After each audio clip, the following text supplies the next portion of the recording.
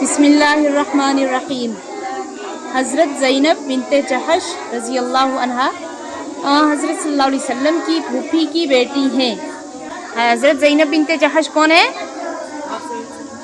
آپ صلی اللہ علیہ وسلم کی بیوی ہیں۔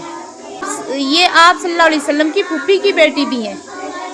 آپ صلی اللہ علیہ وسلم نے ان کا نکاح زید بن حارثہ رضی اللہ عنہ سے کرنا چاہا تھا، جن کو آپ صلی اللہ علیہ وسلم نے آزاد کر کے اپنا متبنہ یعنی منہ بولا بیٹا جس کو ایسے ہی بیٹا بنا لیتے ہیں نا کوئی، متبنہ کہتے ہیں اس کو۔ چونکہ حضرت زید رضی اللہ عنہ پر غلامی کا نام آ چکا تھا، اس لیے زینب رضی اللہ عنہا اس عقد کو پسند نہ کرتی تھی۔ یہ غلام رہ چکے تھے زید بن حارثہ، تو پہلے جب آپ صلی اللہ علیہ وسلم نے زینب بنت جحش کا ان سے نکاح کروانا چاہتے تھے تو زینب نے اس بات کو مانا نہیں۔ کیوں نہیں مانا؟ کیونکہ وہ زید غلامی میں رہ چکے تھے اس لیے۔ مگر بالآخر حضور صلی اللہ علیہ وسلم کی تعمیل ارشاد کے لیے راضی ہو گئی، یعنی ان کی بات ماننے کے لیے پھر راضی ہو گئی۔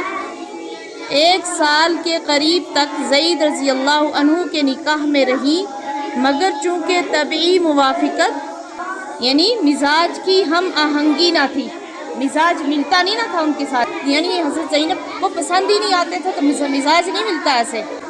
ہمیشہ شکر رنجی کہتے ہیں معمولی ناخوشی، یہاں تک کہ زید رضی اللہ عنہ نے حضور صلی اللہ علیہ وسلم کی خدمت میں حاضر ہو کر طلاق کا ارادہ ظاہر کیا۔ مطلب ایسے ہی رہتی تھی تو خود زید رضی اللہ عنہ نے آپ صلی اللہ علیہ وسلم سے آ کر طلاق کا ارادہ اظہار کیا، تو آپ صلی اللہ علیہ وسلم نے ان کو سمجھا کر طلاق سے روکا،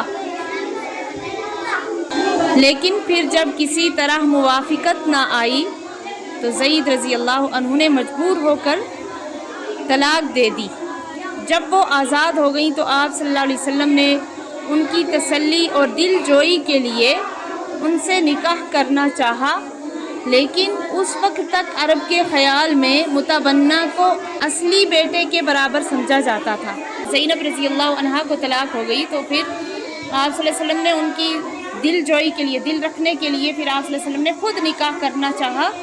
تو آپ صلی اللہ علیہ وسلم ان سے نکاح کرنا چاہتے تھے، لیکن یہ سوچ کر یہ لوگ سمجھیں گے کہ یہ اپنے بیٹے کی طلاق شدہ عورت سے نکاح کر رہے ہیں، اس لیے عام لوگوں کے خیال سے آپ صلی اللہ علیہ وسلم اس نکاح سے رکتے تھے کہ لوگ کہیں گے کہ بیٹے کی بیوی سے نکاح کر لیا۔ لیکن چونکہ یہ محض جاہلیت کی رسم تھی جس کا مٹانا اسلام کا فرض تھا، تو آپ صلی اللہ علیہ وسلم کو سکھانا بھی ضروری تھا کہ ایسا کچھ نہیں ہے، جو متبنہ بیٹا ہے اس کی جو بیوی اگر طلاق شدہ ہے تو اس سے نکاح نہیں کر سکتے ہیں۔ اس لیے آیت نازل ہوئی کہ آپ لوگوں سے ڈرتے ہیں، حالانکہ ڈرنا اللہ ہی سے چاہیے۔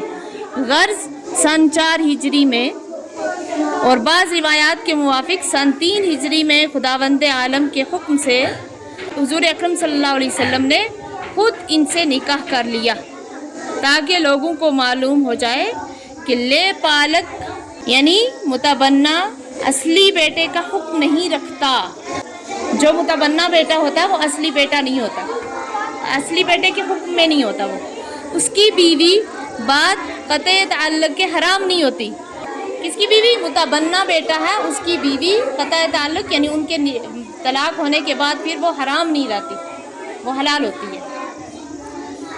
اور جن لوگوں نے خدا کے اس حلال کو عقیدتاً یا عملاً حرام کر رکھا ہے وہ آئندہ اس غلطی سے نکل جائیں اور جاہلیت کی یہ رسم ٹوٹ جائے۔ لیکن اس قدیم رسم کا ٹوٹنا جب ہی ممکن تھا کہ حضرت صلی اللہ علیہ وسلم خود عملاً اس کا نفاذ کریں۔